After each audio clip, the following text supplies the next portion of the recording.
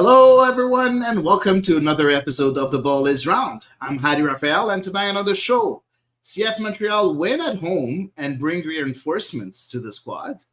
The Canadian men's national team go out of Copa America with honors, and the women's national team prepare their way and to defend their Olympic title defense. That and a lot more on episode 186 of The Ball is Round.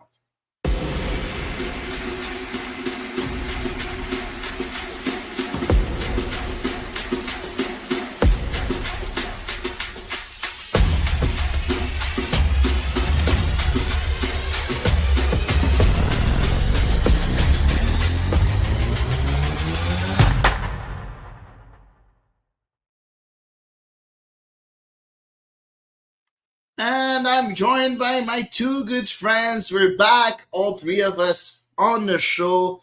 Eve Powell and Elias Grigoriadis. Eve, how are you today? I'm hanging in there. How are you?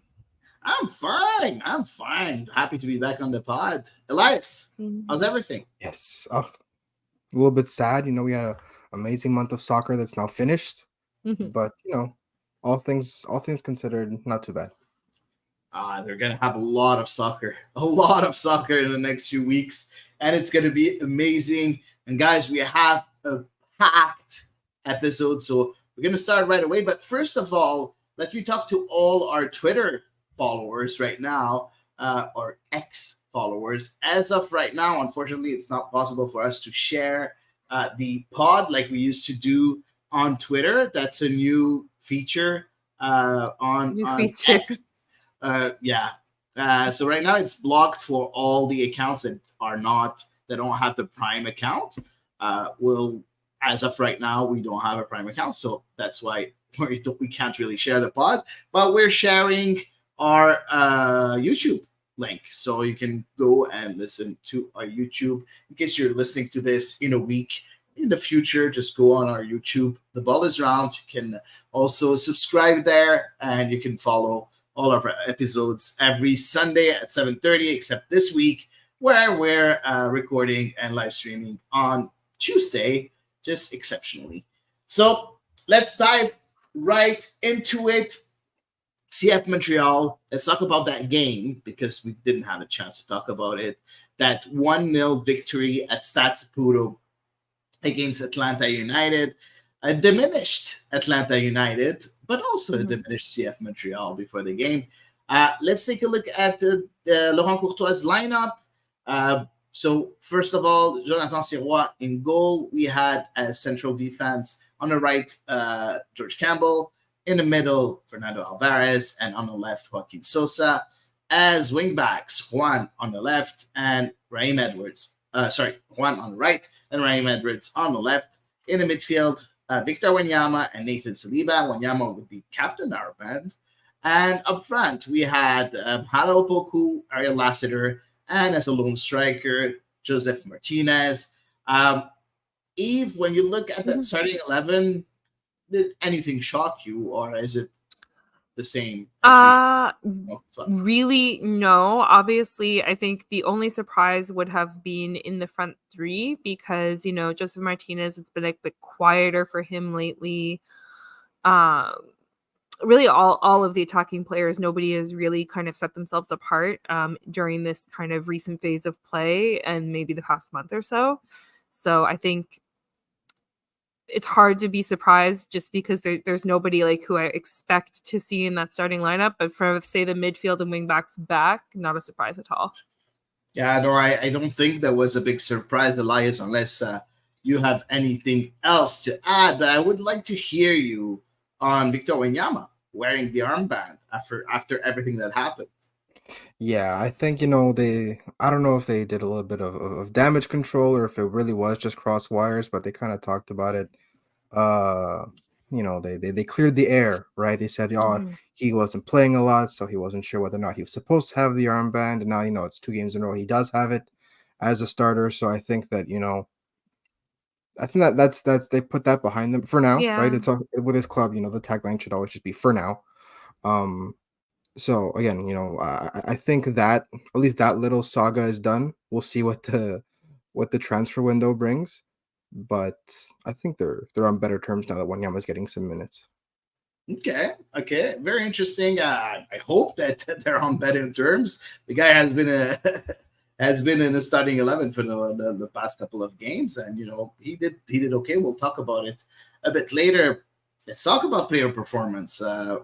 First of all, Jonathan Sirois, not a lot to do, Elias, in this game. Jonathan Sirois, we can't really, say bravo or even, blame him for anything. I don't think he had much to do, right? No, I think it's also maybe a commendation for the front three in front of him because they had a really strong game, and I think they made Jonathan Sirois' life consequentially a lot less difficult than you would expect. Because there were some hairy moments. There were some spots where Atlanta had the ball in advanced situations and ended up being a half chance or ball going wide or out of play or a stop. So Jonathan Sirois commanded his area as well as you would expect. And sometimes you just have a good game with not much going on, and that's kind of what happened with Jonathan Sirois. He kept a shutout, which is nice, the first shutout in a long time. I think that's really all you have to look at. Yves, is it Jonathan Sirois keeping a clean sheet, or is it the defense keeping a clean sheet for Jonathan Sirois? I think for as much as we probably blamed the defense for some of the bad scorelines that Montreal has faced and said, we can't hold this against Jonathan Sirois several times so far this season on the podcast, I think we have to give them just as much credit this time around. Definitely, Atlanta is not the Atlanta, who came into the league like guns blazing by any stretch. The Atlanta that we're currently seeing in this era, they're struggling right now. Obviously, they're with an interim coach and so on. They recently just sent, their best player, sold him for a record fee, so on and so forth. So, they're doing a little bit of a soul searching and struggling right now. But we'll talk about them, of course, more in depth, but I thought it was an incredibly composed performance. I thought all of the defenders were very much on the same page with each other last night. You could tell the coverage and the positioning was significantly better than what we had seen in recent weeks. And God forbid if we talk about recent months. So I'm going to give a lot of the credit for this clean sheet to the defenders tonight because I think we've given them a really hard time this season and they deserve their credit when it's due. No, I agree. I think they do. But let's talk about them. Let's talk about that defense. Let's talk about George Campbell, Fernando Alvarez, and of course Joaquin Sosa. If you look at the three of them, is it going to be hard for Joel Waterman to be back in the midst of that? Is he going to be able to take the place of one of those three? And I want to hear you a bit more on Joaquin Sosa and his role in that game, which was very particular. So what did you think about all those? So I guess we'll start by talking about Sosa. And I found Sosa was probably the most advanced of the three defenders in this match. I think obviously Fernando Alvarez being in the middle, of course, he was going to kind of stay behind to mind the shop, if you will. But that being said, I do think that Joaquin Sosa, he was given a little bit more liberty perhaps than he's used to as a central defender. And of course, after Atlanta went down to 10 men, it was a little bit quieter on their end, although they did try. They kind of just didn't mount much of an attack until 45 minutes in the first and the only Montreal goal of the night. So I found it interesting. I'm still not 100% there for him. I found it interesting that he was kind of out wide and trying to combine a little bit more with Raheem Edwards when Raheem Edwards was out on the pitch. I thought he was trying to take some more daring passes because I think we've kind of criticized him a little bit on both ends of the spectrum.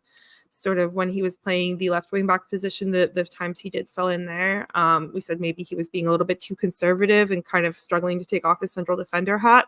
But this time around, it felt like he was kind of playing a bit more of a modern interpretation of that role. Interesting.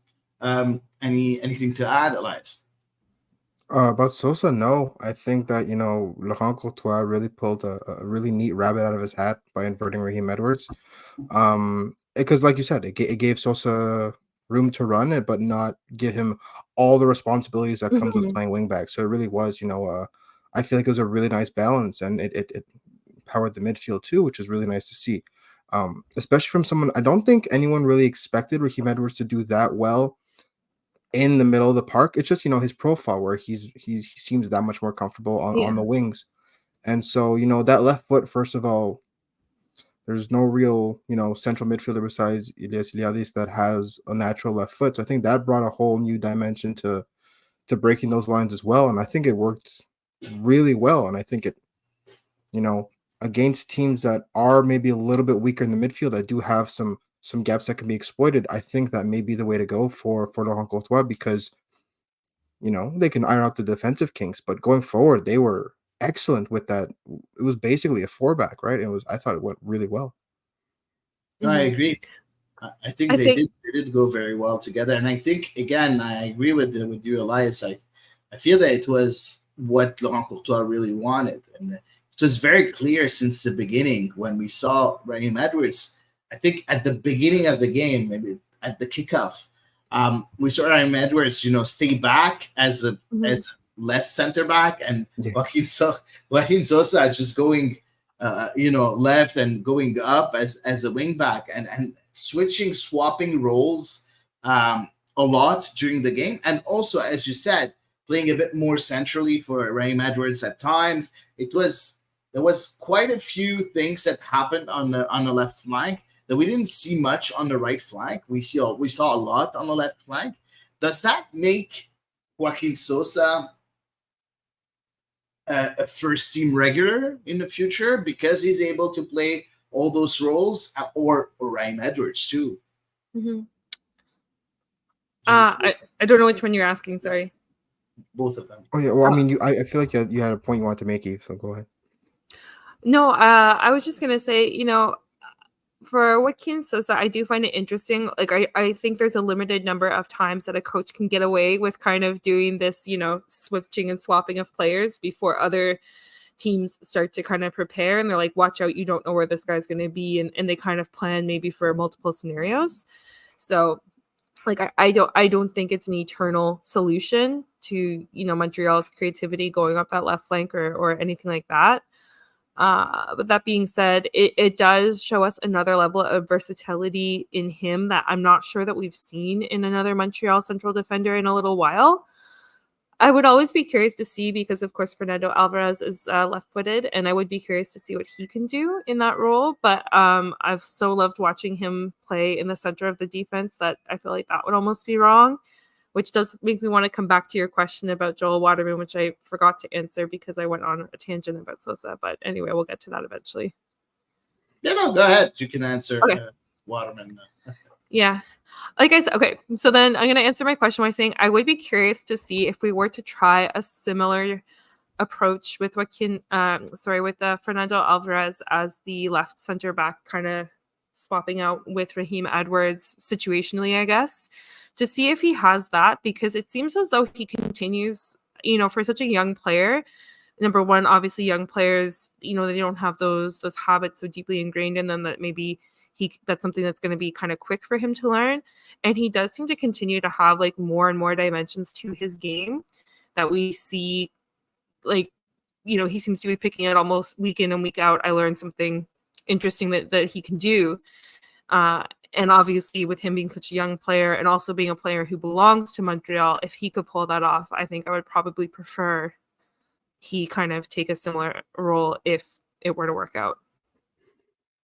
Yeah, that could be interesting to see Fernando Alvarez really try that role. Could be interesting. The difference is Sosa has experience as a left back. Alvarez, from what I Yeah. know, doesn't. But yeah, No, you're correct. Yeah, we don't know. That's a possibility for sure. I don't know. Maybe is Laurent Courtois gonna change his thinking by maybe inserting Joel Waterman on the right? You guys did talk a bit about George Campbell last week, saying that you're not convinced of what he's able to do. Yeah, I don't know if he listened to us or what, but yeah, go ahead.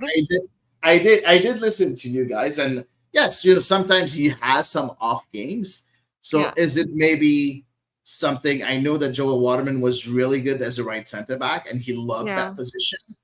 Is that something that we're going to see in the future, or is Laurent Courtois going to change everything back again to the way it was before? That's going to be very interesting. But I want to hear you, Elias, about all this, but also about the performances of Fernando Alvarez and how important he has become for that team.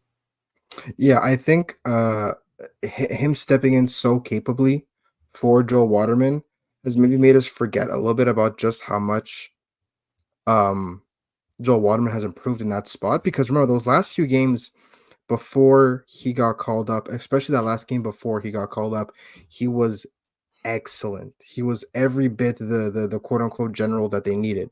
So you could tell that he was really growing into that spot. Now, I think it's a good problem to have because Laurent Courtois has now, five for the moment, five starting, 4 or 5 starting caliber center backs, including depending on Gabriel Corbo's fitness, 4 or 5 starting caliber center backs that can almost all play in any of the 3 spots to some degree.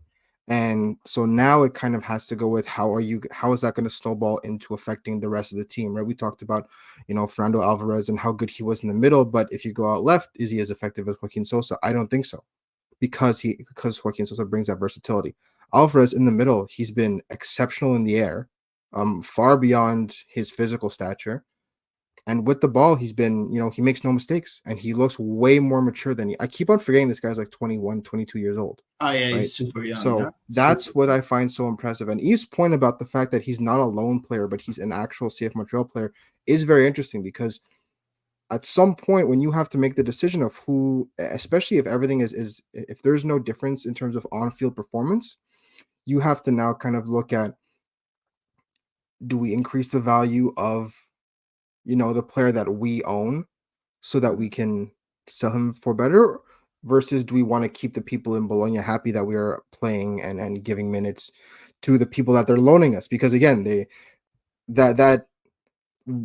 Montreal needs Bologna a whole lot more than Bologna needs Montreal at the end of the day. And so I think that that is also a very interesting tightrope that, I think once you go down that rabbit hole, it gets a little bit dangerous. But I do think that at the end of the day, Fernando Alvarez is in a really unfortunate position because of the fact that I think that he does that middle center back role probably the second best on the team behind Joel Waterman, and he does that left center back role probably the second best on the team behind Joaquin Sosa. So he's kind of caught between a rock and a hard place because he's doing both jobs very, very well, but maybe not exactly what Laurent Courtois wants. So yeah, and I think the solution maybe yeah, go ahead. No, go ahead. Finish your thought, please. What's your solution? I just think the solution to all that is for the time being, until maybe you can get some more consistency out of George Campbell, is you have Joel Waterman on the right side. And that way you can kind of get the best of all 3 spots. Yeah, I feel like no, I just wonder, when he was initially scouted by like Olivier Renard in his team, or his partner anyway, did they think that he would develop as quickly as he has with this team? Because when they signed him, of course, he was 19 years old. He'll be 21 next month. And a lot of the time when an MLS team signs a player from like because he was playing with the development team, or a reserve side, there's usually a bit of a growing pains sort of thing and an adaptation, as we talked about with quite a few players. And I see my internet connection is not good, so if it's bad, let me know. Okay. Knock on wood. But anyway, regarding Fernando, like I wonder if it was in the plans that he would fit into the starting 11 as quickly as he has, because of course so many times we see these players ending up on loan for a season or two, but now it's kind of like a good problem for the coach, and that he has a very capable player available, but maybe a bad problem for the player, because as Elias said, he's probably the second best at the positions that he's auditioned for right now, which is still an amazing thing for him. Yeah, I'm not sure if he's second best. I think that the way Laurent Courtois wants to play, yes, I agree that on the left, as a left center back, he's the second best. I'm not sure if he's the second best in the middle. I love Joel Waterman. Yeah. I really love him. I don't think he's better. I think they're on par. They're Okay. at the same level right now. I think that if you look at the potential, I think that Fernando Alvarez has a much higher potential to Mhm. grow into that role than Joel Waterman. Even if Joel Waterman can be amazing and also has potential, even if he's 27, I feel that I would like to see Waterman again on the right side, because I feel that last year or even in 2022, what we saw from Joel Waterman on as a right center back was really, really amazing. And I want to see that again. So I feel that if you look at the back three, I would like to have that Joel Waterman, Alvarez, and Sosa. I feel that we will have the balance that we're looking for in that defense, defensively, but also offensively, because you're going to be able to go Mhm. on the right flank or on the left flank. So, and that's going to be as good if you go on either way and on either sides, which is, I think, very interesting and even tougher to read for opponents. So I don't know. Mhm. Let's see. All I know, and I think that I can guarantee, if you don't agree with me, guys, just feel free to jump in. The back three that Laurent Courtois is going to choose after the League Cup is the last back three that we're going to see until the end of the season. This is it. We're not I going to mean, see barring rotations, I agree with you. Like, yeah, Or injury, etc. injuries, but like as a starting back three, Mm-hmm. this is it. Like when you see the first game back Yeah. from the League Cup, this is going to be it Yeah. until the end of the season. I'd be inclined to agree with you because I mean Montreal's kind of going to be in like the back third of their season, right? So that's kind of going to Exactly. be that final push as they remain on the bubble for playoffs. So yeah, I'd be inclined to agree with you. I think that's a more than appropriate time to find your proper starting, well, at least defensive line, if nothing. Exactly. And Robbie is saying Alvarez is a very intelligent player, and that's Agree. what I really like about him. So that's amazing. We say hi to Maxime, to Robbie, to Eric, and everybody that's here. Thanks a lot for joining us today. Moving on the field, wingbacks.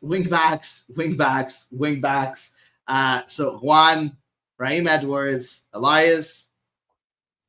What a good game from those two. But also they combined together to score the lone goal of the night. So how did you find their performance? Do you think they can even get better in this? Yeah, I think so. I think that, this is still relatively new having Raheem Edwards inverted. I think Juan has had the same job since day one on this team. I don't see that changing. Mhm. Because, A, if it ain't broke, don't fix it. And B, I think he's probably even less suited to play in the middle of the park than Raheem Edwards is. I can't even say that because Raheem Edwards did really well. So I'm just going to say that Juan is not at all suited to play in the middle of the park. And Mm-hmm. so I think that asymmetry was really, really important in kind of throwing off Atlanta, because you could tell that Atlanta, at least for the first half hour, definitely were not expecting that. And it took a long time for them to adjust to the way that Montreal lined up when they were building out. So I think that both of them did a really, really good job with the ball. The problem is, and Laurent Courtois kind of highlighted this after the game, without the ball, when you invert your fullback like that, you leave yourself open to getting countered, because now Joaquin Sosa is extended, is almost towards the flank. Now you're a two-man, two central defenders, and you have Raheem Edwards that gets caught in the midfield. So if he gets caught in possession, he's behind the play. Now you have two people that have to kind of out of position get back into their normal shape. Now they didn't really pay for it all that much, due in large part to the fact that Atlanta is not nearly as effective as they were or could have been, but also the fact that the Central Three did have a really, really strong game, but against better teams and against more opportunistic opponents, you're going to get hurt like that. So I'm happy to see that we're finally starting to kind of get a better picture of what Laurent Courtois wants to play, of what Courtois ball. And now we get to see the him implement maybe the finer points in it. So, like we are talking about, every single time, Joaquin Sosa and Raheem Edwards switched from left back to left center back and back, and then forth in the back and the forth, you know, specific moments in the game, and they recognize these triggers and go, okay, now this is where we go and this is where most effective, and then they get to switch back. And I want to see that done more effectively and maybe leave themselves a bit less open to the counter. But when you're playing at home and you have 60-65% of the ball like you did against Atlanta, you can't really complain with the kind of success you were having, because the defensive part and the not getting caught out as often will come with time and with just repetition. But you could almost instantly know whether a tactical adjustment will work or not, and right away you could tell that inverting Raheem Edwards was the way to go, because now you have him as effective in the middle of the field and out wide. So he can also kind of switch it up depending on the opponent. So now you have that variability that teams have to prepare for. It's an extra layer that other teams now have to be aware of. Yeah, it brings that like complexity in a way that CF Montreal plays, and that's what's really interesting. Eve, during the press conference, I'm trying to remember who said that, but someone said, I think it was Raheem Edwards. It was Raheem Edwards that said, this is what Laurent Courtois said since day one: wing back to wing back goal. Do you like that approach, or do you feel that it's a bit too simple? Is it a bit too daring? What do you feel about that approach? I think it kind of speaks to maybe wanting to play a really expansive game where you use kind of the whole width of the pitch. And that was certainly what they did last night. Obviously Raheem Edwards was kind of towards the top of the 18, and Ruan had kind of cut in deep, sort of at the far post, but it's still the same idea in principle, right? So, I mean, do I think that they're going to score 100% of their goals like this for the rest of the season? No, it's too simple for it to be that. But I think it's to an expansive style of play, which of course I think we would welcome it here in Montreal. So I'm going to choose to view it as a positive in a rare and refreshing turn of events.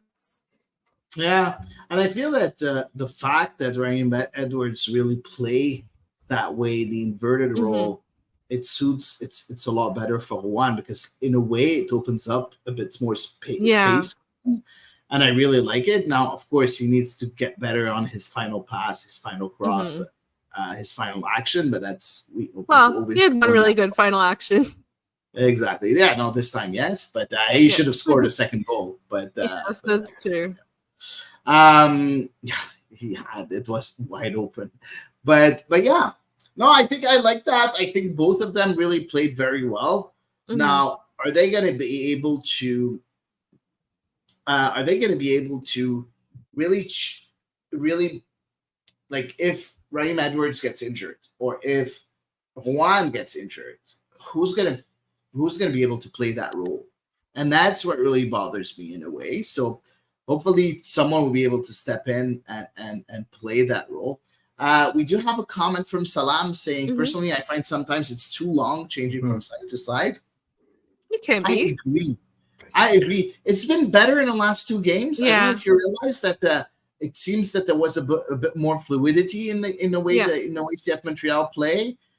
Maybe it's the opponents. Maybe it's because playing at home. But I've seen like more one-touch passes, more fluid. And yes, sometimes maybe you have to skip a man and just go like straight to the other one, and be able to switch, or maybe switch the play on a low cross. That's something also that can add that complexity that I talked about a bit more.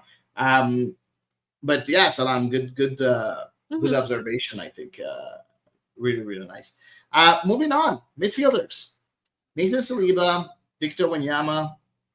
Eve, what a headache Laurent Courtois is going to have when Samuel Piet and Mathieu Choinière are going to come back. Yeah. Talk to us first about their performance. Victor Wanyama. So, for sure, I'll start with Victor Wanyama. I think, obviously, I think we've been very, very, very critical of him this season to date. We all know that he had a very difficult season under Erlan Lozada, and it didn't necessarily seem to be getting off to a better start under Laurent Courtois. Then we saw him come on for some performances, and we were shocked and abhorred and scared this was just a shadow of the player who we once knew. But I think as we're coming to kind of the end of this this prolonged absence for our de facto starting midfielders, I think we are starting to kind of see more shades of the Victor Wanyama who played for this team historically. Like, I thought he had a lot better timing in his duels last night. He played some interesting line breaking passes that I noticed. He, last week I had said he was more engaged in the match, and I think he was even more engaged tonight. And, I was kind of questioning that beforehand prior to kind of last week's match and the match before. I think I missed one match while I was away, like watching it, and that was the infamous Captain's Band one, which we are going to move on from.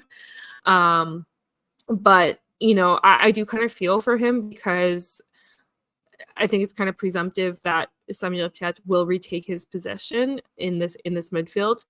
But I do feel like Victor Wanyama has improved in his performances, and kind of what I hope for him, honestly, is like maybe that makes a team that would have said, oh, I think he might be past it, take a second look at him and maybe find a role for him that allows him a lot bit more playing time than what he's currently getting in Montreal. Yeah. What would you do, Eve, right now? What would I do if I were Laurent If you Courtois? were Laurent Courtois and you had to choose that? I would draw names out of a hat. No, I'm kidding. Okay. I honestly don't know. I would quit my job, I think, instead of having to make that decision. I don't know. I couldn't do it. I don't know. I know you would complain at first. Absolutely. You better believe it. I would say, oh God, why have I signed up for this job? What have I done? Oh, series of bad life decisions. Oh my God. Yes. There's too much work. There's too much work. I have too much to think of. Too much responsibility. No, exactly. Yes, that would happen first. But like looking at, say, the match on the road in New York, like looking at the very next match ahead, I know I think kind of the plan tentatively is definitely to play Match Choignard. I saw something from today's press availability that kind of led credence to that notion. But I think, like, given kind of the huge emotional journey that the players who are with the men's national team are on, maybe let them kind of get their legs under them a little bit. Obviously, Samuel Piet and Joel Waterman didn't play, but they had a lot of travel. They had a lot of intensity that was lived as part of that competition. So especially where it's a road match in New York, maybe give Victor Wanyama kind of those minutes as well, and let Sam Piet take the reins at home. Okay, and then maybe rest Nathan Saliba and maybe let him take first chair at home. I don't know. Interesting. Elias, I want to hear you on all that. Exactly the same questions that I asked Steve. I don't have the same opinion as Eve, so I want to hear you. I want to hear you first, and now I'll give mine. Well, if we're starting with Victor Wanyama, he looked like, maybe not his old self, but definitely as close to his old self as we had seen in a very long time. Which he was running with the ball, he was driving forward. I think he was probably the main reason why we saw the ball switch play so much quicker. It's because him and Gabriele Corbo are really the only two players on the team that can consistently hit that switch in under any circumstances and really relieve pressure. So I think having them on the field kind of caused that. Whereas, people like Saliba, Choignard, Piet are very reliable, passes 10, 15, 20 feet max. And then, so you gradually switch. So I think that's why. And he looked much better. It really does feel like he's almost being showcased for trade. And then they're kind of setting out they're almost like, sounding the horn saying, everybody, look at Wanyama, look how good he's doing. Come trade for him. And like you've said, right, I think at some point, Victor Wanyama is taking this as an opportunity to show that he still got it. And maybe, highlight what he can do for another team that needs someone with that profile. And ultimately, I still don't see him I still don't think he's gonna be with the team by the end of the transfer window. I don't see why he would be if they were so okay with letting someone like Rudy Camacho go, because they knew he wasn't re-signing and get something out of it, then you'll definitely have the same case with someone like Wanyama, who takes up an even bigger chunk of the salary. So I expect that to be sooner rather than later. If they really want to use that salary to strengthen the squad this year, I could definitely see him moving sooner. I think that might be one of their priorities. Now, as for that conundrum of the other three, which is, Choinière, Saliba, and Piet, you guys called me a madman at the beginning. You didn't call me a You madman. are a madman. You guys gave me all kinds of shit at the beginning of the year because I said Nathan Saliba would make himself indispensable. And look what he's gone and done.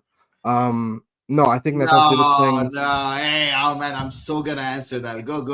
Nathan Saliba has probably played the best football he's played. He's played some of the best football he's played with the club. He's done an excellent job with, he's almost taken Bryce Duke under his wing, in a midfield partnership that should spell catastrophe, and he's made it work. He's managed to.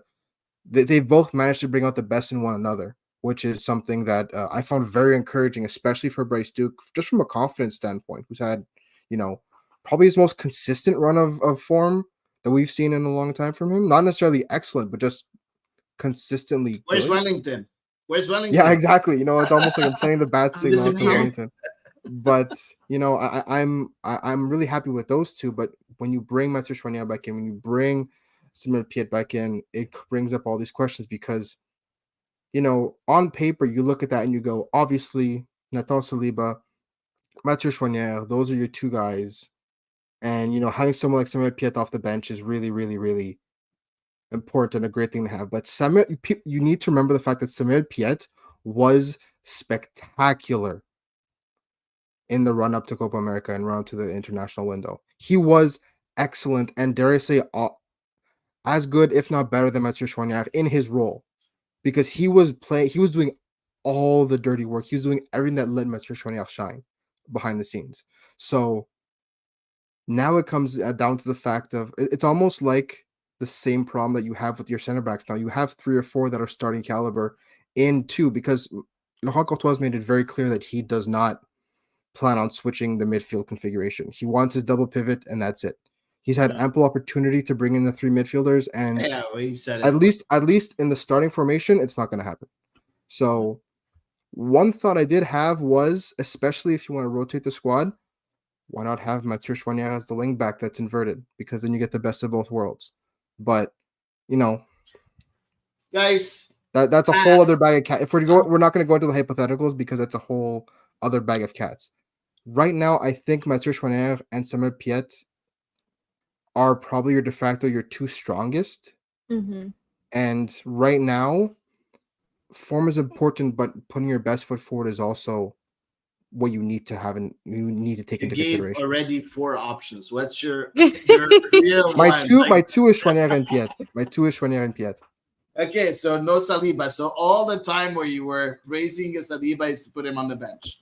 Okay, so no, I said by the end of the year, he's on his way. He's on his way there. No, but you know what? I'm gonna agree and disagree with you together. Like, in a way, and we're gonna talk about this a bit later, the transfer request for Mathieu Choinière and the fact that he said it again, as per Tom Bogert, that he still wants to leave CF Montreal. For me, if I'm Laurent Courtois and I have a player like Nathan Saliba playing that well, for me, that would push Mathieu Choinière on the bench. That's my opinion. I feel that right now it should be Piet and Saliba as starting 11 because of until Mathieu Choinière's situation is fixed. Because right now, playing Mathieu Choinière and seeing him traded in a couple of weeks, it's not going to help anybody. Nathan Saliba is not going to be a bit upset staying on the bench even after he played, some really good football.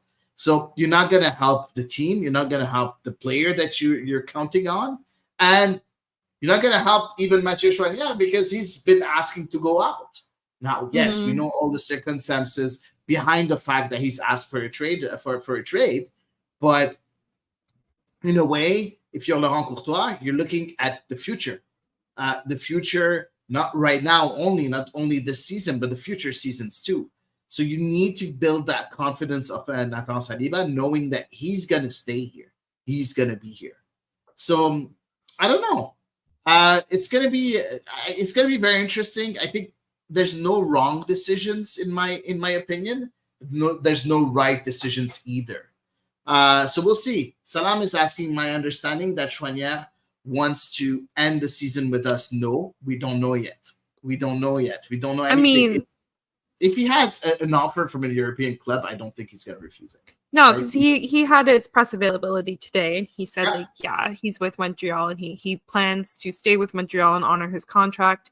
Of course, he does dream of playing in Europe and Champions League and playing the highest football. So, of course, if a club in Europe came along, I think it would be a disservice to him if Montreal did not entertain the offer. Exactly. Even if maybe it were a little bit lower, because at the end of the day, it's a player who's given so much to this club. But exactly. Yeah. I don't know. Let's wait and see. But I think it's going to be a very, very big decision from Laurent Courtois. And for Victor Wanyama, I'll say my two piece just very quickly. I like what I've seen from Victor Wanyama, but for me, it's not enough. He needs to show a lot more to get in front of Mathieu Chouanier, Samuel Piette, and Nathan Saliba. With Wilfried Nancy and with Thierry Henry, Victor Wanyama was the DP, was the best player of the team. As simple as that. The player. And right now, whenever he has a decent game, we're like, good job, Victor Wanyama. No, he can do and he can be a lot better. So I have higher expectations of Victor Wanyama than what I've seen so far, unfortunately. Moving on with the offensive players. So 3 players, of course, are Lassiter, our good friend Mahala Opoku, and up front, Joseph Martinez. Elias, it was tough with the offensive sector, right?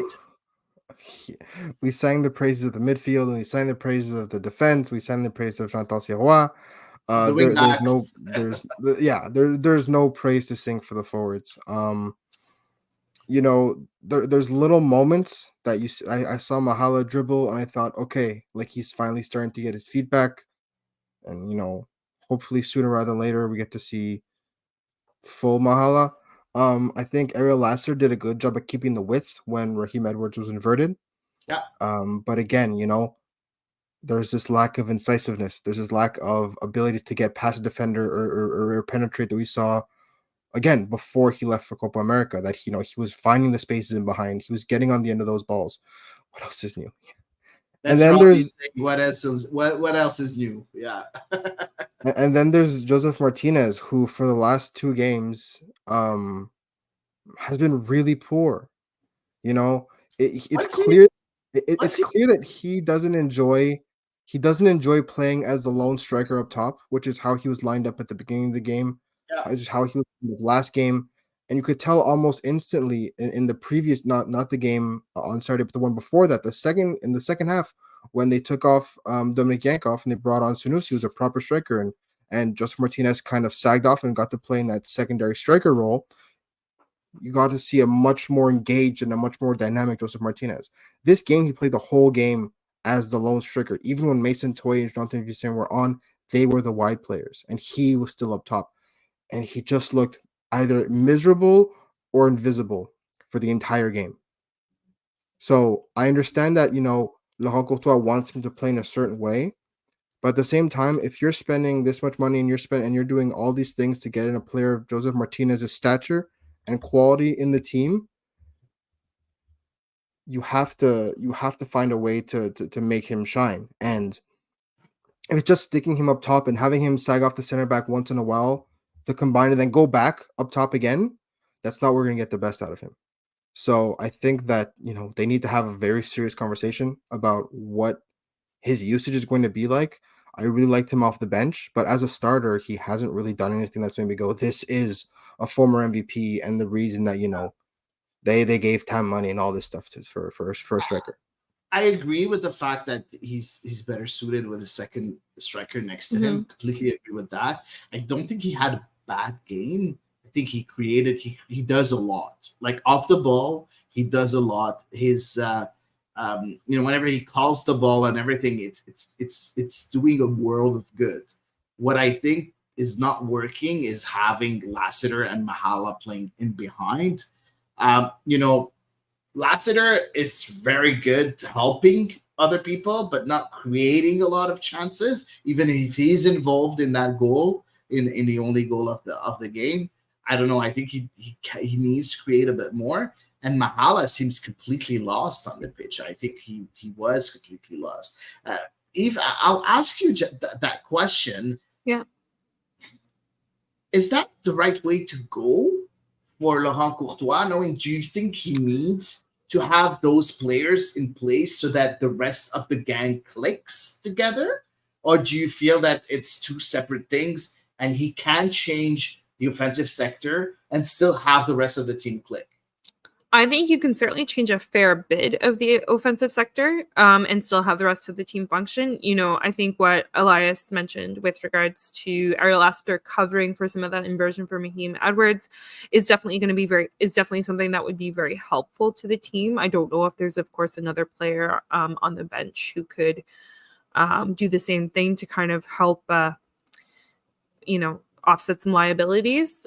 But I mean, I don't think Montreal is going to win a ton of games with the offense playing as they are, with, essentially 2/3, and I would even go so far as to say 3 out of 3 of your attacking players misfiring or not in the position that's best suited to their abilities, or in a position that, doesn't make them quote unquote inspired or what have you. I don't think you're going to win a lot of games that way, period. So I do think he needs to re-examine whether it's that he gives more kind of lateral, kind of wide play freedom to the players along, kind of flanking the lone striker, whether he goes back to one attacking midfielder and 2 strikers to give Joseph Martinez a partner. Like, I can't answer that part of the question necessarily, but I do think there is a happy medium to be found that allows for a midfield that has functioned as well as it has the last couple of games, along with the defense, but with some fine-tuning in the attack to make it a lot more potent and a lot happier. Yeah, I think that there is a way. Unfortunately, maybe it's not going to help the team defensively, but you know what? We're one of the worst defense in the league. So you know what? Let's just lean into that. Let's just score more goals and see how it goes. But I think I would like to see Opoku, Kokero, and Martinez. We've said that since day one. You remember, guys, at the beginning of the season, for us, that was the starting 11. And those 3 were part of the starting 11. Kokero, Martinez, and in behind, Mahala Opoku. Yeah. Why have we seen that? Yes, I know Kokero is on the doghouse, but at the end of the day, you want your team to make the playoffs. You want the team to have success. You're playing against one of the worst teams in the MLS right now with Atlanta United. You talked a bit earlier, Eve, about Atlanta, selling their best player, but they sold their 2 best players because you're right. I forgot. Kumaki said at the beginning of the season too. You're right. Okay, yeah, that's at the beginning because they just sold what's his face, Almada. Thiago Almada. Yeah.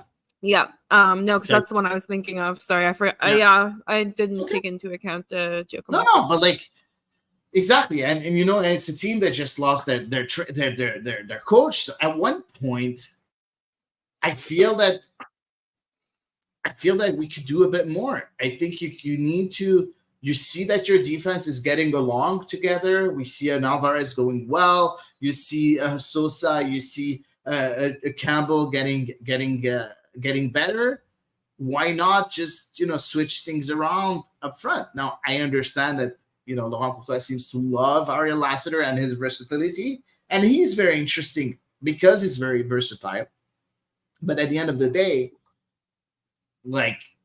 I feel that we should have won that by 2, 3, 4 goals easily. Now, yes, Brad Guzan made a few saves, but we should have been a lot better. Let's talk about those substitutions. Elias, a few substitutions. We're just going to talk about them very, very quickly. Quite a few substitutions from Laurent Courtois. I'm not really sure. I saw a lot of people, saying that the substitutions that he did weren't, right. I don't agree with that at all. I feel that he had the right changes. Maybe he should have entered Kulkaro a bit earlier. That's the only thing that I can say that he should have done. But the rest, I think he did very well. What did you think about his choices? Well, I mean, I think you and I are both in agreement. I think besides Mason Toy, Yeah, the four other substitutes had a fairly strong game, had a fairly strong showing. yeah, Um, when you substitute three attackers on, Mhm. you expect to be a little bit more effective going forward, especially when Atlanta was saying, if we lose 1-0 or 2-0, it doesn't really matter. So let's just throw bodies forward. And you had these, 3 or 4 man rushes going every 2-3 minutes.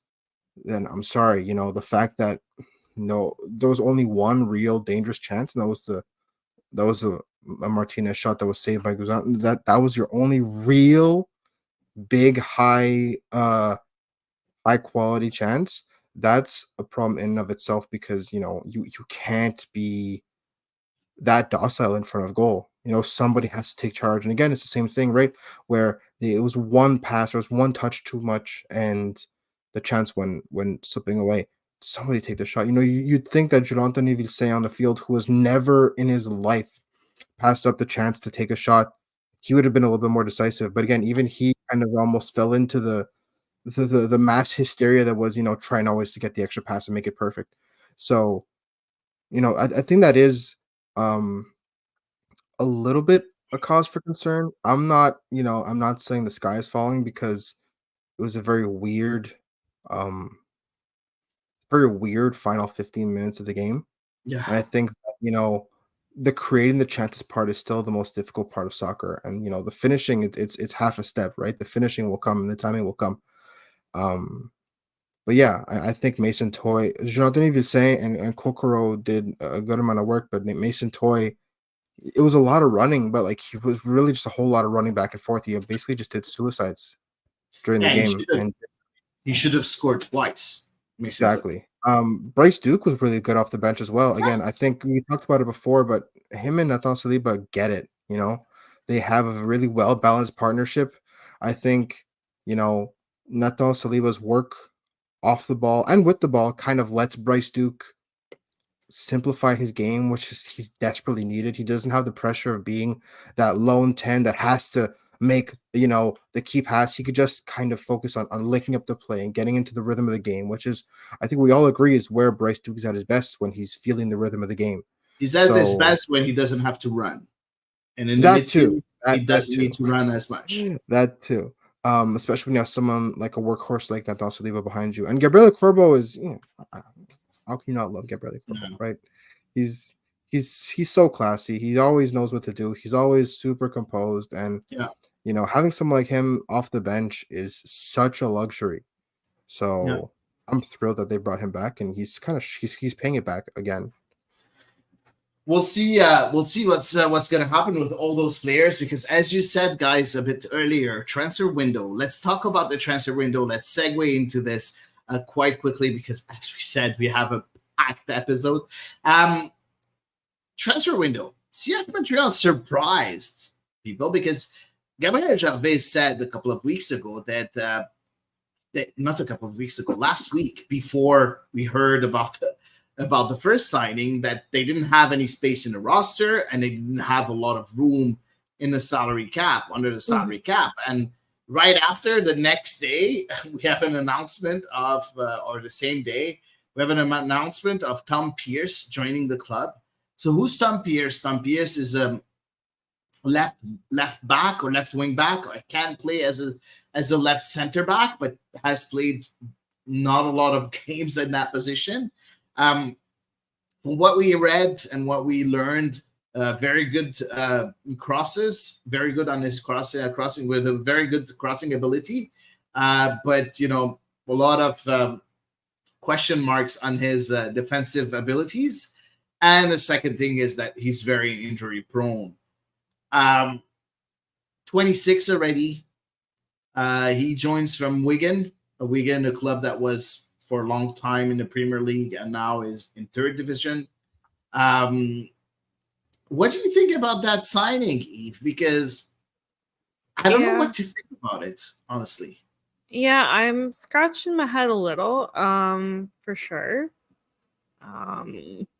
You know, we were talking, I think we've talked ad nauseum about the need for depth at the left wing back position. As this team continues to use wing backs, but he seems to be a true left back. I don't know. Like, it's clearly not a developmental signing because he's 26, so it's not like a Fernando Alvarez profile where you're going to hope to develop the player and he kind of springboards into something bigger. I mean, it seems a little weird to sign a player for a depth option when it's an international player who's going to take an international slot. I'm scratching my head a little at this one. I'm not gonna lie.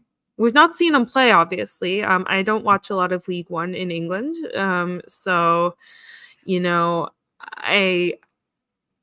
don't know. I can't answer this one. I've been scratching my head since it came out, and I still don't have too many more answers. I think we don't have an answer more than that, Elias and myself, if I'm not mistaken, Elias. And I'm going to ask you the same question, but on the second guy that was brought in with David Bugai. So David Bugai, also permanent transfer, younger than our friend Pierce, only 20. Was turned 20 only on July 9th, so not a long time ago. He was selected with the Polish national youth team, U15, U16, U18, U19. Doesn't mean anything because Poland in in the youth level is not very well known. But he participated in the U19 Euro, UEFA Euro. So in 2023, played all the games, which is I think very interesting too. He is a right back or a right wing back. And Laurent Courtois asked for a right wing back or a right back. So I think that's a good thing for the coach. But he comes from third division in Italy. And I guess when you hear that, are you optimistic? Because I'm going to be very honest, I'm not. Both of these signings feel very look in that press conference. Gabriel Gervais talked about how they're tightening the links with the Bologna scouting network, right? Yeah. Bugai played for Spal, which is in Emilia Romagna. It's like it's like Montreal and Laval compared to them in Bologna. They're right next door. So this does feel very much like at least on the recommendation of the Bologna scouting department. Mm-hmm. It brings depth on that right side again. And he's young. He fits all the criteria. And yeah, it's an international spot, which I don't love. But if you have your DP spots available, if you're planning on making inter MLS trades, stuff like that, to get maybe the more starting caliber improvements, then filling out your depth with young talent like that, I don't really see. I'm not too against it, especially if they do really believe that there's a legitimate option. Because again, Juan is not super young, so if this is a permanent transfer of 3 years and an option, if I'm not mistaken, for both these players, so it's very clear that they see Buai as a legitimate project that they can kind of build up, kind of like Fernando Alvarez, who also came from an academy of a club before stepping into CF Montreal, and who was playing with the youth national team. So I think that those comparisons are probably not lost on many people within the club. And at the end of the day, if you look at the scouting report, he's a very defensively sound wingback.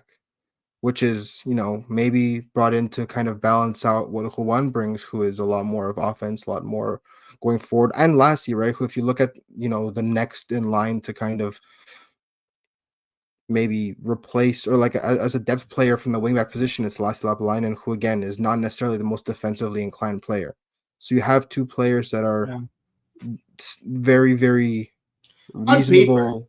Exact on it's always on paper, yes, but are very reasonable defensive options. Having that off the bench can't be a bad thing, especially if they're not planning on using those But you international know spots. what? The question that I'm gonna ask: how are they better than Grayson Duty, Elias and Hady, and all those players that we thought were good signings and that We'll find out. unfortunately we haven't They seen think much yet? So they think so. that's our my point of view. I will add one last thing, Eve, before I let you speak on that. If you have anything else to add, Andy, a friend of the pod, Andy Steak. You can go and follow him. He has some very nice tweets. He tweeted something, and that goes to show that what Elias is saying is really right. We saw the head of the scouting department, the chief data analyst of Bologna, sharing Bienvenue for David Bugay on his Instagram. So the links between Bologna and CF Montreal are getting tighter in a way. So are they using that scouting network that Bologna has to their advantage? Hopefully, it will be beneficial. We'll see if we'll see that. We'll talk about that. I think a bit more at the end of the season.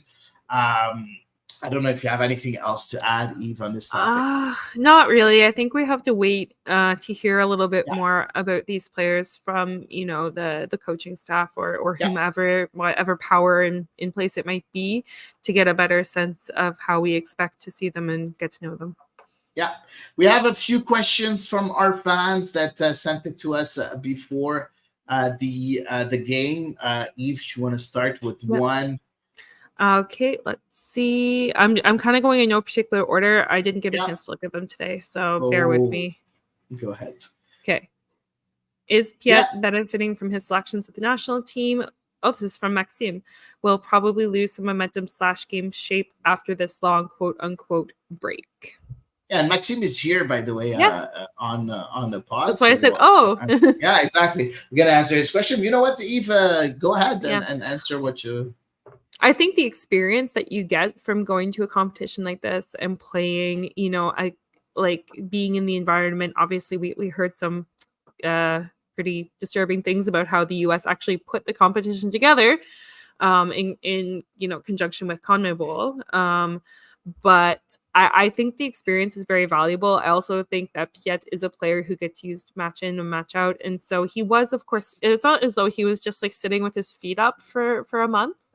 He was training with the team and he was participating, in whatever they were doing aside from playing the matches. So I personally am not too concerned about him like losing his game legs, not whatsoever, especially a player like Sam Piet who, has been he's probably been the most reliable player for Montreal since he signed for them. So I'm not remotely concerned.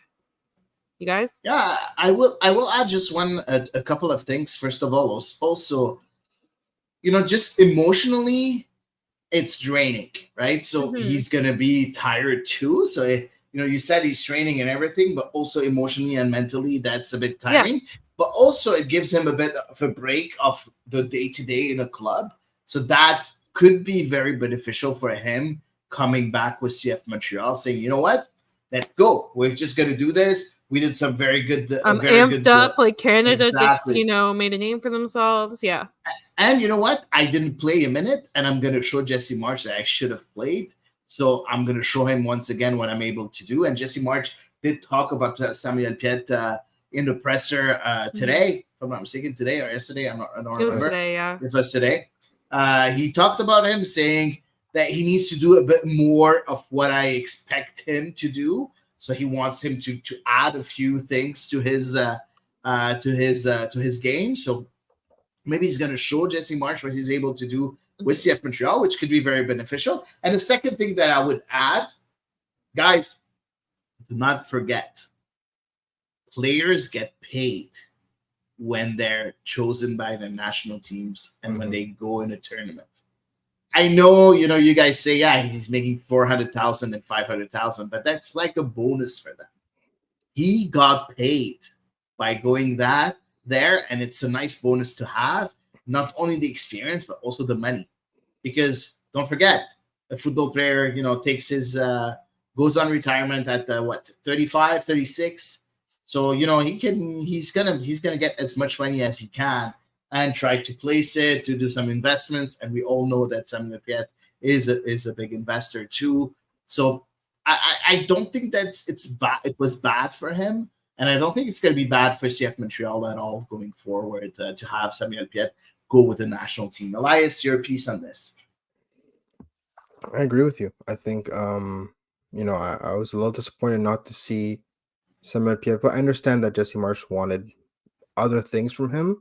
Yeah. But when you look at what he brings, nobody else on that national team can bring it. That ball winning, that grinding mindset, the work that lets other midfielders shine, right? And that's kind of why I thought that he would be perfect alongside Eustachio and Kone, because it would let them have so much more joy on the ball. But that's neither here nor there. But yeah, ultimately, you can't fault someone for wanting to play for the national team, right? Because at the end of the day, yeah, it's not like he spent the entire trip just training. He's training with world-class players at the end of the day as well. So I think that him bringing that experience and him getting to train with players at that level is also, it's not like he's just going through the motions and he's on autopilot, right? This is top level, very, very, very demanding stuff. So it's and again, he's a veteran, but you can never stop learning, especially from people that are applying their trade in literally the Champions League and in the top leagues in the world. Yeah, exactly. Moving on, second question. Alrighty, second question is going to come to us from Johnny, who asks, what do you guys think of Jesse Marsh's comments regarding Bombito? I remember on the last World Cup, you had a guest who raved. Oh, yes. Oh, my God. Of course. Who raved about Bombito when he was playing in Ligue 1 Quebec, which must have been a few years ago. Makes me think he's not a elite developer, just didn't have the path. Oh my God, how could I have forgotten about Anthony? Yeah, it was Anthony. Yeah, you remember he came, he talked about all like the. You're right. Yeah. You're right. So, Elias, I'll let you answer. Yeah. I find it fascinating how, Montreal is so adamant to not have an MLS Next Pro team and that they play in Ligue 1 Quebec, and they've been playing in Ligue 1 Quebec Not for anymore. a while now. Or not anymore, but in the past they have been playing Ligue 1 Quebec for a while. Mhm. And yet all these talents have managed to, fall through the cracks. It's not just Moise Bombito, it's also, there's a long list, and oh my God, yeah, you can't think of Mohamed Farsi. Jeez, is another. Oh, Diadine Absi also that went to France and went right. to La Liga. So there's so many examples that like you can be playing against these people week in, week out, and also not tap into the fact that, oh wait, this is professional caliber footballers we're playing against. And yeah, no, Jesse Marsh is 100% right. It's inexcusable and it's beyond comprehension. And you can have all the scouts in Europe and Bologna and Italy that you want, that are watching however many hundreds and however many thousands of games a year. But at the end of the day, if you don't have an adequate scouting network at home, you're going to miss out on world-class talent. Let's face it, right? Moise Bombito and Derek Cornelius both together had a tournament worthy of world-class center back pairing. Yeah. And so having and Moise Bombito is now being linked to Lyon. Yeah, exactly, right. So he's on his way to Ligue 1. That maybe. That's and maybe. And that's all credit to the Colorado Rapids and their scouting and development network, and not Montreal's the way it should have been, right? And so at some point you can only go, we're not going to get all of them. But when you have, all these people that are surefire stars on the national team, or would have been if they picked Canada instead of Algeria, like Maxime Kripo, like Mohamed Farsi, like Moise Pito, that all slipped through your fingers. At some point, it's an institutional failure and not just going, Yeah. sometimes you win some and you lose some. That can't be the case when you're Mhm. missing people that good. Yeah, I agree. Interesting, but I think that now, CF Montreal knows maybe a better. So hopefully Hopefully. we'll see I'll believe it when I those see it. players play with the team. All right. Going on with the next question, and that's from Robbie. That's here also. What dual Okay. national out Yeah. there would you really like to see join the team? I did my research, and we had Josh Deming, friend of the pod too, that tweeted something, giving 10 names that could be, potential options. First of all, Luca Coleosho, Daniel Jebison, Nico Sigur, Mo Farsi, Promise David, Lucas Paz, Simon Collin, Justin Smith, Luka Kulenovic, and Santiago Lopez. Also, Ryan Gold. Now, Ryan Gold is not a Canadian national, Canadian citizen right now, but he's been here 3 years, so he can apply for citizenship and may have it in the next couple of years and still be someone that can be selected, because he hasn't been capped by the Scottish national team, which is very weird, by the way. I look at that list. I don't know if that helps you guys. I look at that list. I don't think Mo Farsi, I think he made it clear that he wants to play with Algeria. But the rest, the only two names that I really want to see play with Canada are Luka Coleosho and Daniel Jebison. From what I heard, Luka Coleosho is going to play for Italy. So that's going to be very hard to go and get him. But Daniel Jebison, I think he's a player that can go and get. What do you guys think? I think it's not out of the realm of possibility. I do remember, like, Justin Smith, I thought he had a really interesting youth tournament with the U20 national team a couple years back. I think he was playing for Nice at the time in France, if I'm not mistaken. Yeah. And I did think that he had an interesting tournament a couple of years ago. I think he's been out like kind of a little bit all over the place, so I haven't necessarily followed what he's been up to since. But I think he could potentially be an interesting option, depending on how his development is continuing. He played with Nice, the second team. Oh, okay. And he's been loaned to third division. Okay. First of all, third division, he wasn't playing with the first team. He played with the reserve team of a third division team. Okay. And this year he's playing with the third division team. He's a regular starter. Mont Saint-Michel. No, he played with Avranches. Yeah, exactly. Union Sportive Avranches Mont Saint-Michel. So, yeah. Okay.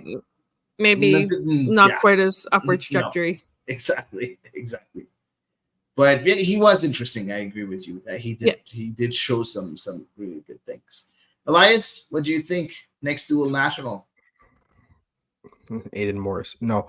Oh man, come on. Stop it. Don't say Aiden Morris. Don't say Fikayo Tomori. No, Hady, don't feed the trolls. Don't feed the trolls. Don't say Fikayo Tomori, please. No. Because in all seriousness, I do believe that the one thing stopping Canada from being top 20 in the world is a proper ball-winning midfielder. A proper workhorse that maybe brings a bit more technically than someone like Samuel Piette, but has that role. Because at the end of the day, that's really the only significant gap in the roster that I can see. Because then you're forcing Ismail Kone and Steven Eustáquio to do that role when they're better suited for not that.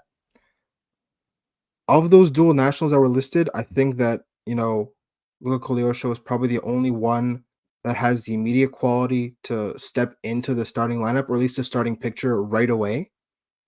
And I think that, him and Mohamed Farsi, at the end, they are the two that probably off the top of my head stick out the most to me. And yes, those are massive priorities, but having someone like Luka Coleosho who can play across the attacking line, as well as play in that 10 spot that Jesse Marsh seems to be so adamant about having, not a midfielder but a forward that's stepping into that 10 spot.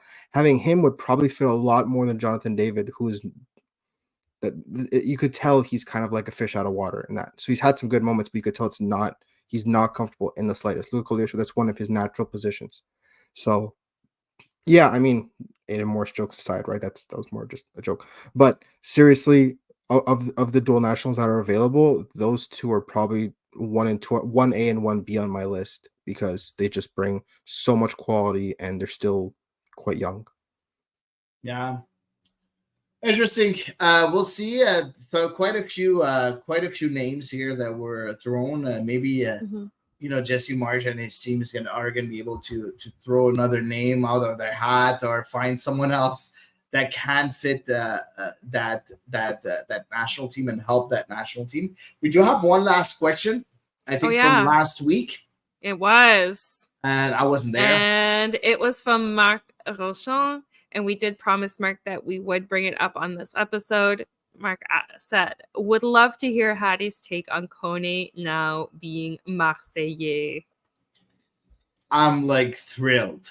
Like really thrilled. I'm so happy. I'm happy, first of all, for Ismail Kone, because you can't get a better club to show what you're worth. Mm-hmm. Because if you succeed at Marseille, the doors are open for top 10, top 15 clubs in the world. As simple as that. If you succeed at Marseille, you have everything, all eyes on you to go to the next stage, to go to the top 10, 15, and it's going to be as simple as that.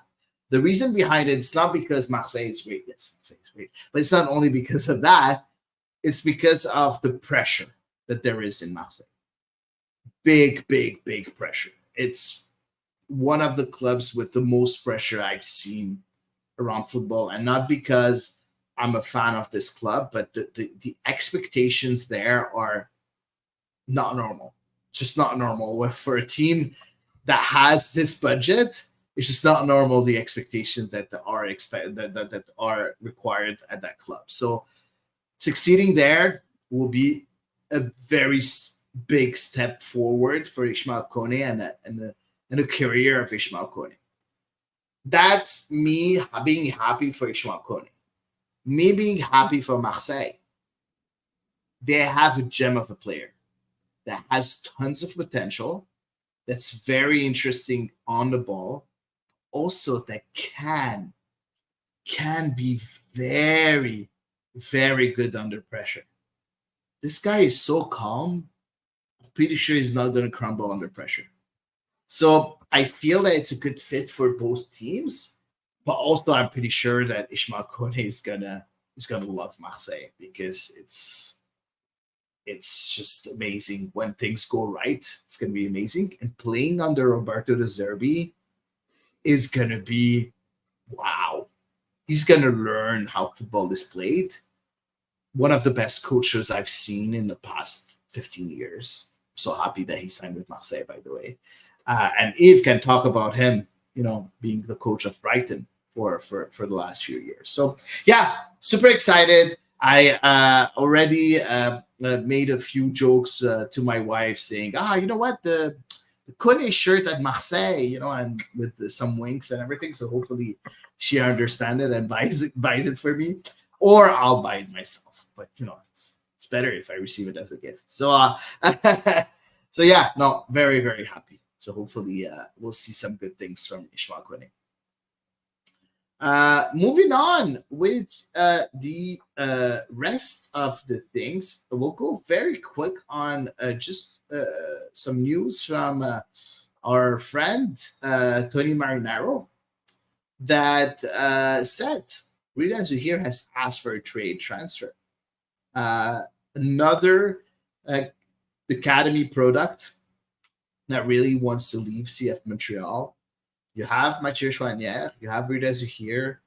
We all know about, Matthias Kokaro and his situation, and the fact that he's not He hasn't been on the starting 11. Elias, should we be concerned about the way Laurent Courtois is handling his players, or the staff is handling the players? Not yet. I don't think so. I think Zouir is down to it's unfortunate because he had a few chances to show some good quality against Forge, and granted, nobody showed any quality against Forge, but that was his chance to really, set himself apart, and he didn't. And then he kind of got his spot taken by number 10, right? Bryce Duke ended up getting those minutes ahead of him, where Master Schreiner and Summer Piet were gone. This was his chance to really get some games on the board, some appearances on the board, and show that I have a spot here. And it's almost as if Nathan Saliba has gapped him even more now in the hierarchy, where he's now not only getting those minutes that Rida Zouir isn't, but now he's in the running for a starting spot when everyone is back, let alone when people are gone. So I think all these things are starting to pile on, and maybe he's taking stock of his standing in at least North America, because again, his loan season didn't go unnoticed. He was in the running for, like the tweet said, or he's in the running for Young Player of the Year in USL, which is very significant.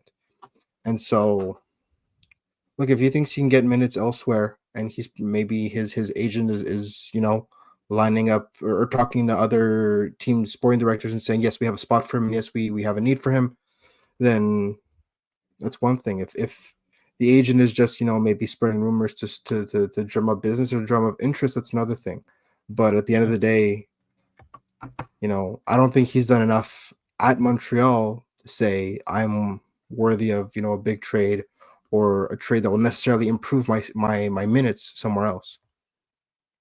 No, I agree. I agree, but also I think that a lot of teams have seen Rida Zouir in USL and how well he did. So I think that shows something, and I'm pretty sure that the team will take a chance, knowing that he doesn't have a big salary. And the team, I'm just thinking out loud here, right? A team like Philadelphia could be interested in this kind of, because they're rebuilding Philadelphia. They're not doing well this year. Are they going to be able to look at what Rida Zouir has done and get him for not a lot of money, and just transfer him into a very decent player next year or whatever? I think some teams might take a look at that and see it as a gamble, a good gamble to go for. So I think he's gonna show interest. I'm pretty sure about that. So it's gonna be. I think that's gonna wrap up our CF Montreal the segment for today. Let's move on with the national teams. We're not going to talk about the Canadian men's national teams. We're not going to talk about the games themselves. We're just going to talk about the teams altogether. What? Yeah, I'm still emotionally hungover. So for sure. But let's talk about the team altogether. The future of the team. What do we see in that team? What are the improvements that we've seen? What are the improvements that are that we want to see in that team in the future? Eve, I'll let you start. You can answer those two questions. What have you seen that's better under Jesse March with that Copa America? And what do you think they should still improve going forward? Yeah, I think definitely the first thing that comes to mind for me is obviously in the defense. I think we had a lot of questions about kind of the post-World Cup defense that we were going to see from Canada, particularly as we saw like kind of the same back three, including Steven Vittoria and Kamal Miller, play at the following World Cup. But then we got kind of, and of course, I think probably Mauro Biello maybe just didn't rock the boat too much, as he was, of course, the interim coach while they were looking for the person who wound up being Jesse Marsh. And, you know, seeing the chance taken on Derek Cornelius and Moise Bombito, I think it was just so incredibly refreshing. The chemistry that they had as a center back pairing, the poise of Moise Bombito, you know, a guy who stood up and took his first ever professional penalty in a shootout against Venezuela. Just freaking wild, man. So I think kind of the chances that he was willing to take on other players. And especially like when you look at that Uruguay match and you saw the heavy rotation, at first I was like shocked and horrified. So I said, this is it, even though it was kind of just going to be like a symbolic win more than anything, you know. But then I realized that he's believing in these players because they deserve it, because guys like Mathieu Choignard, like Ali Ahmed, you know, went Dane out. Sinclair. Dane Sinclair, yeah, as well, went out and really stood up against the Uruguay national team, who is comprised of very, very significant players on the international footballing scene. So I think it's kind of his willingness to give everyone a chance, because so many players stepped up to deserve that chance. And I think maybe historically there were players who were given kind of their places de facto, and they may have earned it at one point, but maybe they weren't doing quite enough to retain that spot.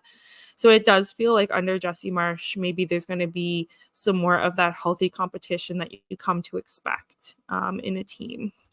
As for what they can improve, I think probably, especially if we consider the two friendlies that were played beforehand, obviously against very strong opposition, those two friendlies, but in the attacking phase of play, it did sometimes feel like Canada was trying too hard to play such a perfect ball and almost like dribble it all the way into the net or pass it all the way into the net, you know, whatever it was.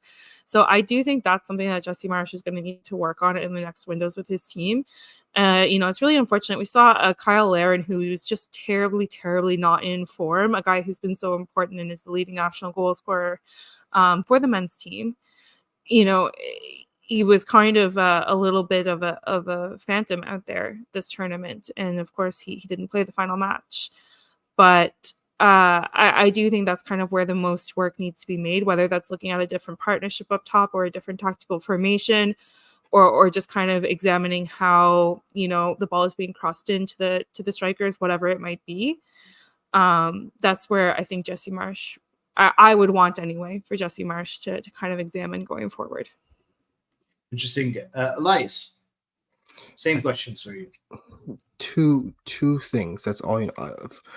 Defensively, you know, you concede 6 goals against teams like Argentina and Uruguay, but the other 3 games you look at and they were lights out, right?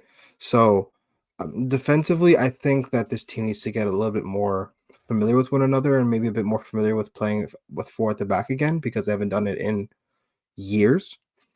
But my bigger concern, and we said it during the dual national question, is finding a proper ball-winning midfielder.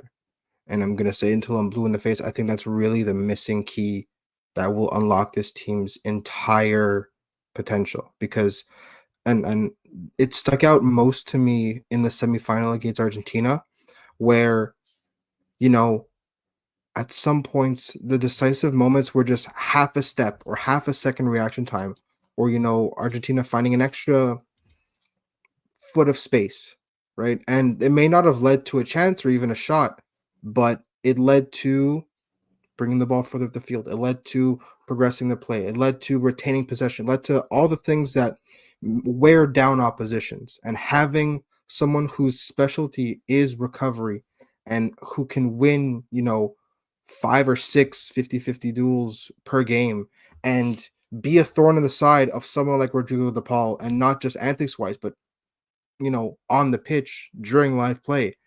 That is what's going to win them games and win them semifinals. That's the next step now. Okay, they've gone to these points. They've gone with this quality. They've gone to that level.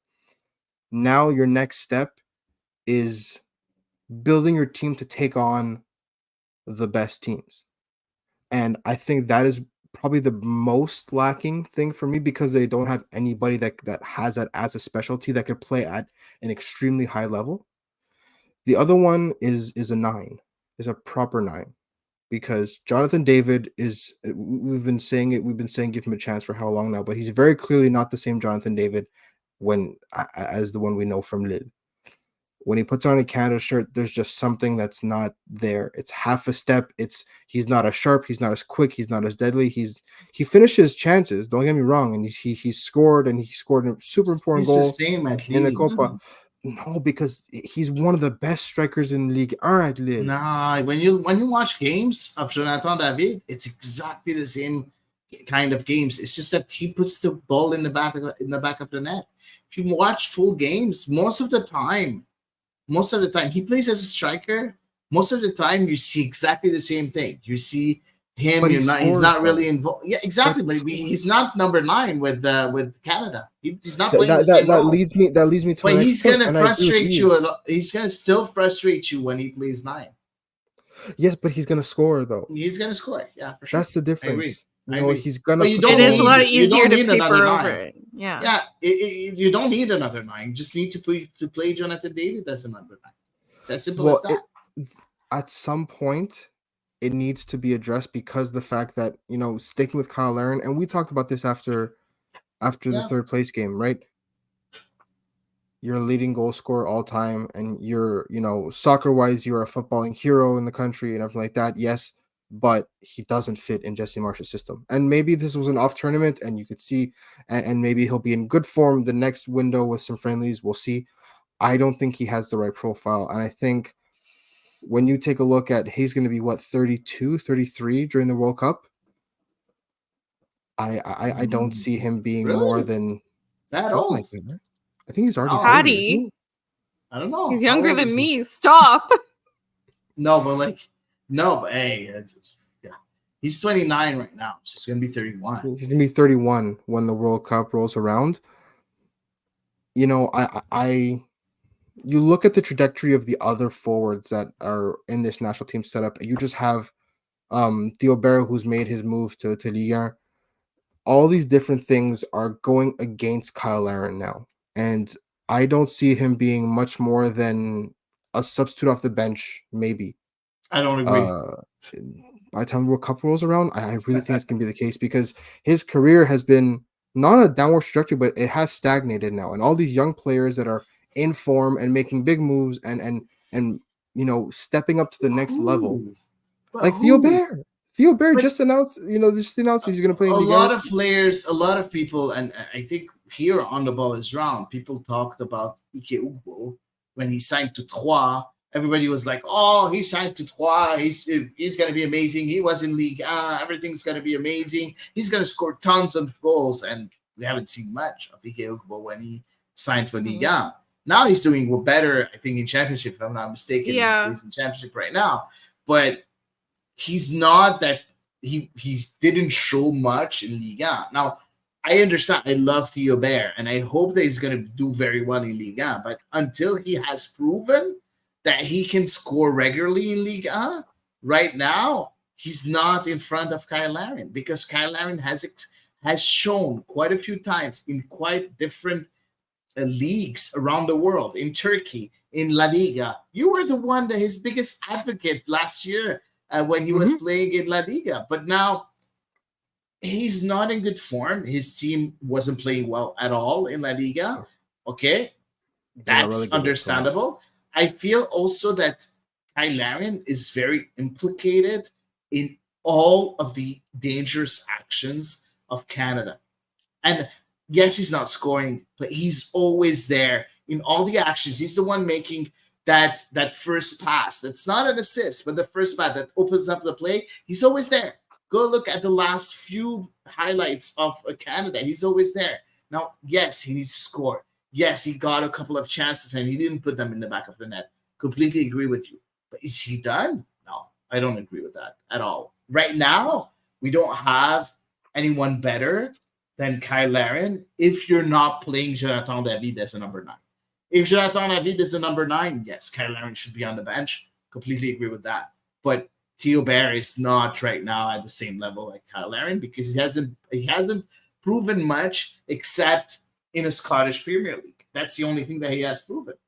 But if he does well in Ligue 1, yes, I would agree with you. But as of right now, we haven't seen anything. And you know what? Playing with Auxerre that's only been promoted, it's going to be tough for Theobert. He's not going to score 20 goals, no.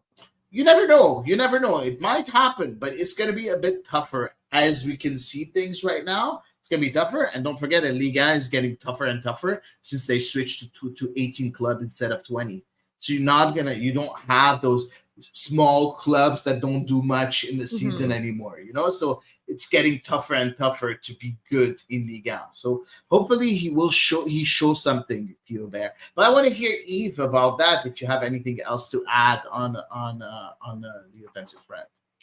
Well, I mean, I had said that was also a sector, obviously, that one would want to target because Canada, didn't score a ton of goals. Like, yes, they were definitely more defensively sound than I probably would have hoped they would be.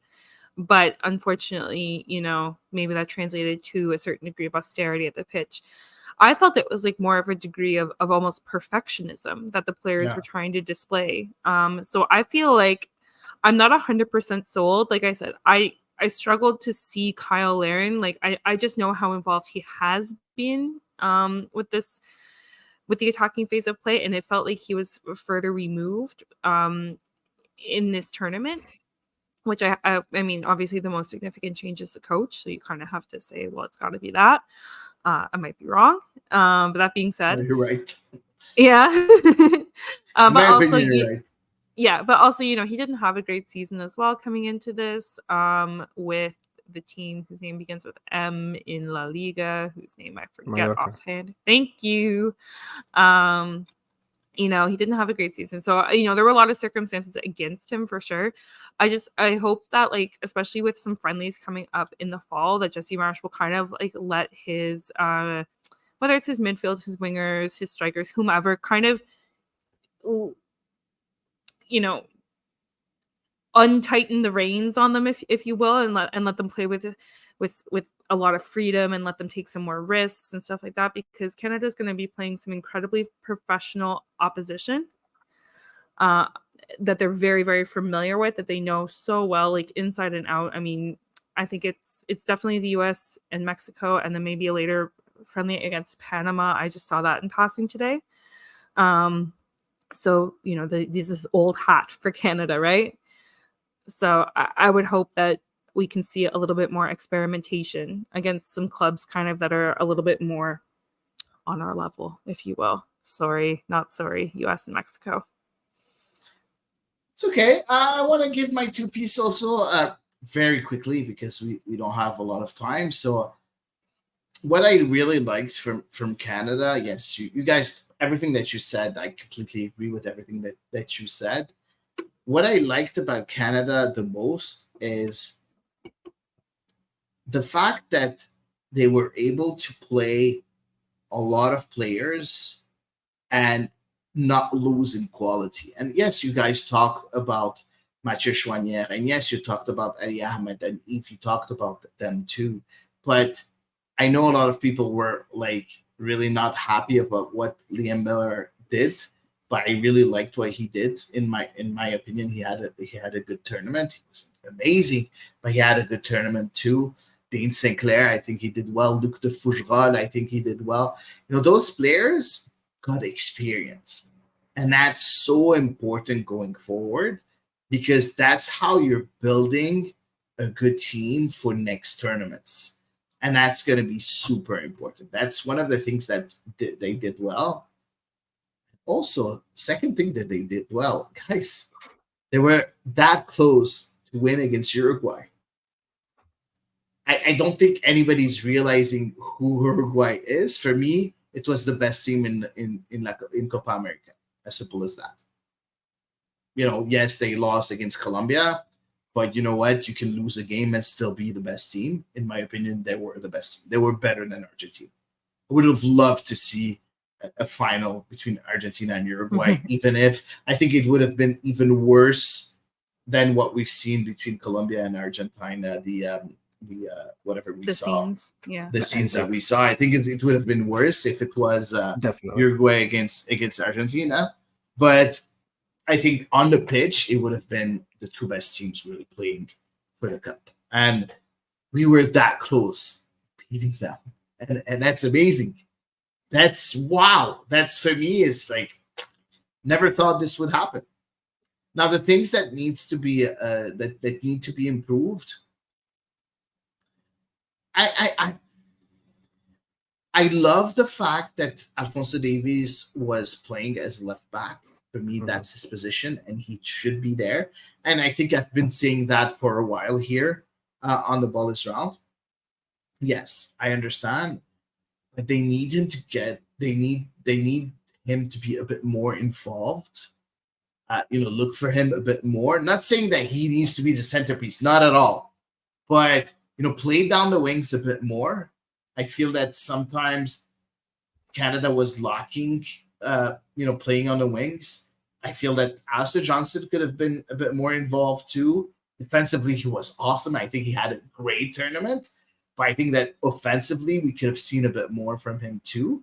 So I think that tactically, that's something that could be improved to see a play down the wings a bit better than what we've seen. That's my opinion there. And I love what I saw from the midfielders.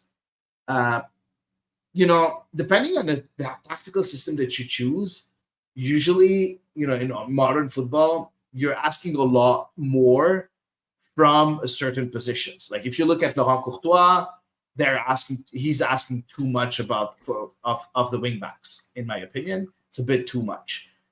In Jesse Marsh's system, I think he's asking a bit too much about of the midfielders, and I feel that you need to find that sweet spot between asking too much and asking just enough.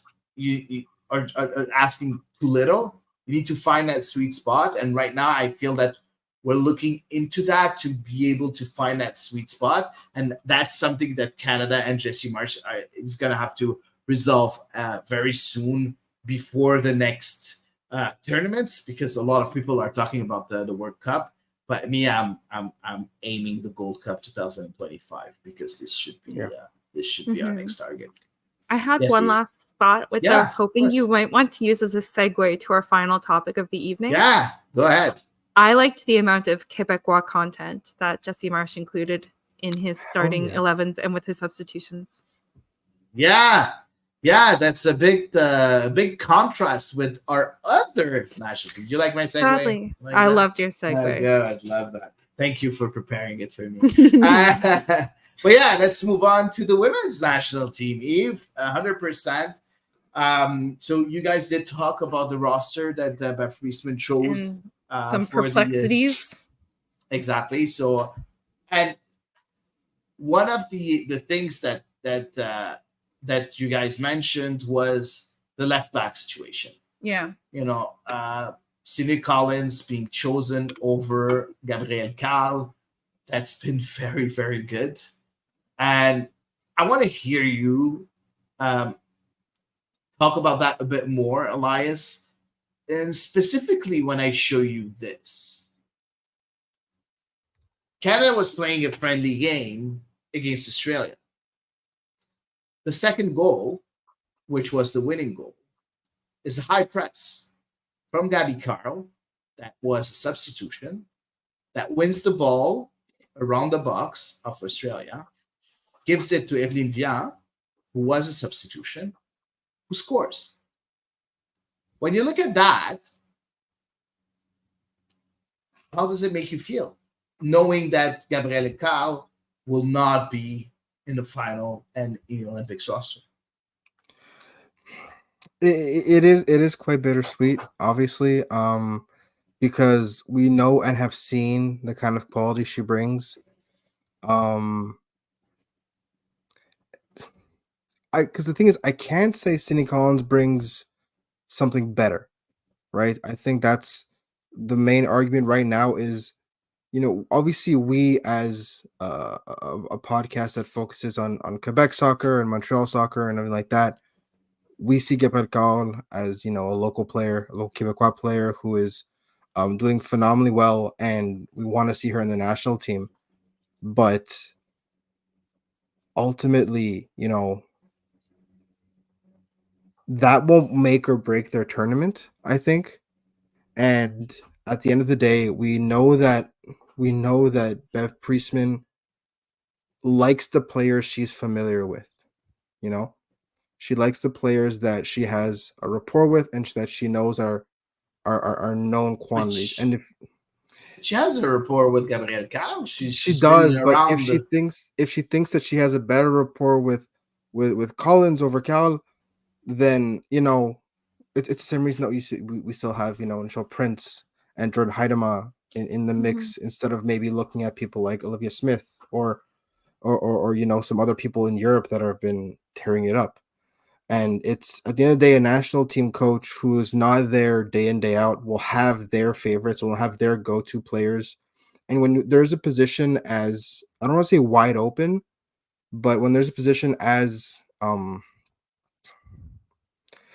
ill-defined as the left wing back spot for Canada, where we've seen different kinds of players and different kinds of requirements, different kinds of responsibilities in that role, in a variety of settings. I think the fact that maybe she feels more comfortable with Sydney Collins is why, but Gabriel Cal is an excellent player, and I still think, and Ev and I talked about this last week when the squad list came out. The fact that there's only 6 defenders that were called up is probably there's 6 defenders. You're right. 6 when you play with 5 defenders is a bigger cause for concern. And my concern isn't that Gabriel Cal was called over Sydney Collins, is that both of them weren't brought. Because why are you playing? You play a 3-4-3, which means you play with two central midfielders and 3 forwards, but you've brought only 6 defenders when that's your most used position in a game. So why are you bringing 6 forwards and 6 defenders when you use 5 in a game versus 3? So my concern isn't that she was called over Collins, it's the fact that they weren't both called, because you need that depth and you need that kind of that ability to maybe adjust. Yeah, I could say the same thing for Shanina Zadorsky, but I'm not going to talk about the selection. You guys did talk about it. I'm just looking at, and Eve, you always say that you bring your informed players with you. Gabrielle Carr has been in form. Sydney Collins has been injured. So that's something that really bothers me. And again, it was showcased like right after, like in that friendly, and it shocks me.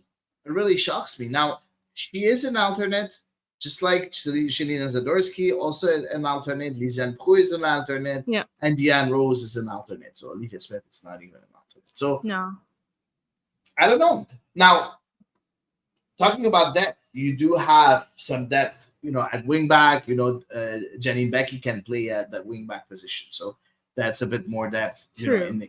In it, you do have Quinn once slotted in a central defender. Yeah. I don't know about the athleticism aspect of it, and that's not really their wheelhouse, But I mean, it's a needs must situation, right? Yes, that's also true. That's true. Exactly. Yeah. So I don't know. I don't know. It's just something that I wanted to see, but I think for the preparation of the Olympics, I really like the fact that Canada was able to beat Australia. I think that's a very good way to prepare the Olympics.